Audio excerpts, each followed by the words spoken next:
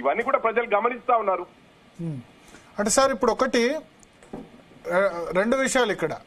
ఇప్పుడు మీరు కూడా మొన్నటి వరకు ఉన్నారు కదా, మరి ఆ పార్టీలో ఉన్నప్పుడు వ్యతిరేకించలేదా? ఒకటి, నాకు 24 hours ముందు రేపు లాస్ట్ నామినేషన్ అంటే నేను అన్నాను, మొన్నటి వరకు నేను మీకు వ్యతిరేకంగా ఫైట్ చేశాను, నేను రానన్నాను.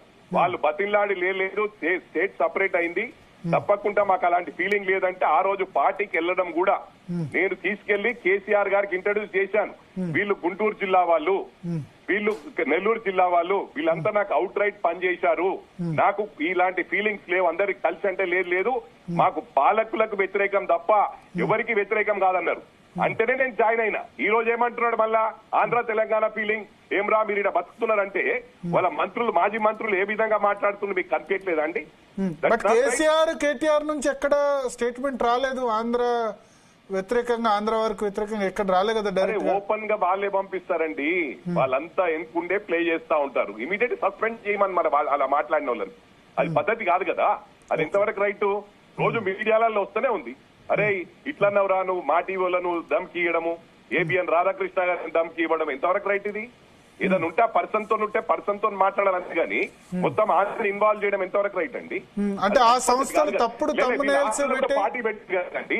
ఏపీలో ఎవరైనా జాగిరని పోయారు అక్కడికి, అక్కడ కూడా పార్టీ ఫామ్ చేసిండ్రు పిఆర్ఎస్ పార్టీ. ఇది ఎంతవరకు రైట్? ఎవరు అడిగేటోళ్ళు లేరు, వీళ్ళను అడిగేటోళ్ళు లేకపోయారు, రెచ్చిపోతా ఉన్నారు. అది మంచి పద్ధతి కాదు. నేను ఎక్కడున్నా నాకు కొన్ని ప్రిన్సిపల్స్ ఉన్నాయి, ఆ ప్రిన్సిపల్స్ నేను దాటి ఎప్పుడు నేను ఇది చేయను. ఏదున్నా వాస్తవాలు మాట్లాడతాను, ఆ వాస్తవాలు కొంతమందికి చేదుగా అనిపిస్తాయి, కానీ నాకు నా మనస్సాక్షికి తెలుసు. ఇవాళ నేను ఓడిపోయినా కూడా ప్రజలలో ఉన్నా. ప్రజలు మ్యాండేట్ ఇచ్చారు 5 years ఈ ప్రభుత్వానికి. 5 years ఎందుకు వెయిట్ చేయట్లేదు మీరు? పని చేయనియండి, పని చేయట్లేదు. ఎప్పుడు ఏదో ప్రెస్ మీట్ వాడు పేకార్ గాడు, వాడు పేకూఫ్ గాడు అంటే ఎంతవరకు సబర్ చేస్తారండి? దేనికైనా లిమిటేషన్స్ ఉంటాయి, ప్రతి దానికి హీల్డ్ పాయింట్ ఉంటది. ఆ లిమిట్స్ దాటితే ఎవరి కంట్రోల్ ఉండదు. కాంగ్రెస్ లో ఏరా కార్యకర్తలు మాకు చేయరాదా దౌర్జన్యాలు? మేము టీ న్యూస్ మే పడమా? ఇవాళ టీ న్యూస్ కూడా ఏందండి, కమర్షియల్ యాక్టివిటీస్ ఎలా నడుస్తాయి టీఆర్ఎస్ భవన్ లో? అది ప్రభుత్వం ఆస్తి, పార్టీ కోసం ఇచ్చాము, అక్కడ టీ న్యూస్ పెట్టుకొని నడిపిస్తా ఉన్నారు. దీన్ని క్వశ్చన్ చేసే వాళ్ళు లేరు. క్వశ్చన్ చేస్తే వాడికి అది ఏదని అంటారు. వాళ్ళన్ని ఎన్నైనా పొరపాట్లు చేయొచ్చు. ఏల్బెట్ చూపిస్తే ఏల్బెట్ చూపించడం తప్పు చేసే వాళ్ళ తప్పు లేదు. ఎంతవరకు రైట్ ఇది? అంటే ఇప్పుడు ఒకటి రెండు విషయాలు ఇక్కడ. రేవంత్ రెడ్డి మొన్న సవాల్ విసిరారు, రండి చర్చకు విసిరాడు. కేసీఆర్ గారు రమ్మనండి, అవసరమైతే కేటీఆర్ రమ్మనండి, నేను వస్తా. మరి ఆయన రేవంత్ రెడ్డితో సవాల్ ఇచ్చినప్పుడు రేవంత్ రెడ్డి రాజకీయంలో కూడా సీనియర్ ఆయన, మరి ఆయన ఎందుకు వస్తాడు? నేను వస్తా. కేటీఆర్ దాదాపు ఇద్దరు రేవంత్ రెడ్డి టైం ఇవ్వనండి సార్, నేను చెప్తున్నాను, కేటీఆర్ చెప్తున్నాను, టైం ఇవ్వనండి, నేను వస్తాను. నేను 3 సార్లు ఎమ్మెల్యే, 10 సంవత్సరాలు 10 సంవత్సరాలు టీడీపీలో ప్రెసిడెంట్ గా పనిచేశాను. ఇక్కడ నేను ఫస్ట్ సెపరేట్ స్టేట్ అయినాక ఫస్ట్ జిహెచ్ఎంసీ ప్రెసిడెంట్. మరి నాకు కూడా రాజకీయ అనుభవం ఉంది కదా, నేను వస్తాను. కేటీఆర్ తో రమ్మనండి, నేను మాట్లాడడానికి సిద్ధంగా ఉన్నా. చర్చకు దేనికైనా సిద్ధం. ఏముంది అంటే ఇద్దరు దాదాపు సేమ్ కదా, రేవంత్ రెడ్డి కేటీఆర్ కూడా 2007లో వచ్చారు, Revanth Reddy first time MLC 2007. KTR తో పాటు నేను కూడా ఎమ్మెల్యే సార్, అంటే సేమ్ టైం మేము ఇద్దరం MLA same time by elections లో గెలిచాం. మీరు తీసుకోండి ఫీడ్బ్యాక్. అవును నేను కేటీఆర్ నాకన్నా జూనియర్, నాకన్నా 10 ఏళ్ళు చిన్న. ఏంటంటే రెస్పెక్ట్ ఇస్తుంటే మా బాస్ గా దాన్ని విలువ పెట్టుకోలేడు వాళ్ళు, అంతే. కానీ ఐటీ మినిస్టర్ గా దానిగా 10 ఏళ్లు పనిచేశారు కదా, రేవంత్ రెడ్డి స్థాయికి సరిపోరా? ఎవరంటున్నారు?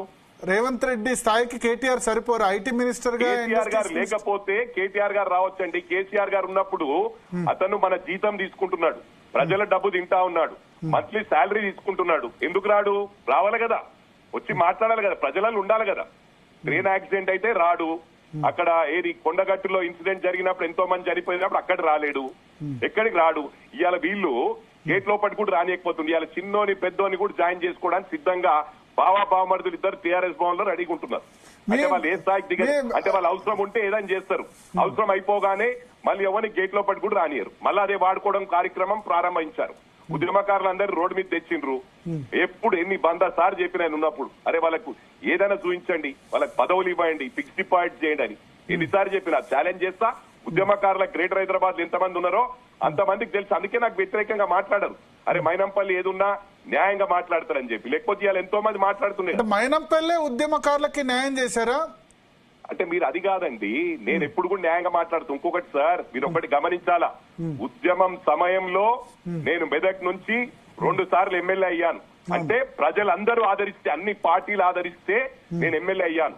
అది నా గొప్పతనం. నేను ఇప్పటికి కూడా మెదక్ అంటే నాకు హై రిగార్డ్స్ ఉంటాయి. నాకు బ్యాక్ పెయిన్ వలన హైదరాబాద్ షిఫ్ట్ అయ్యాను. నేను హైదరాబాద్ షిఫ్ట్ అయ్యి ఇక్కడ కాంటెస్ట్ చేశాను.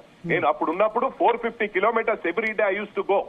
నేను ప్రతి గ్రామంలో 2000 గ్రామాలు ఉమ్మడి జిల్లాలో, మెదక్ జిల్లాలో 2000 గ్రామాలు ఉంటే 2000 గ్రామాల్లో ప్రతి గ్రామంలో 10 మంది పేరు పెట్టి పిలవగలుగుతాను.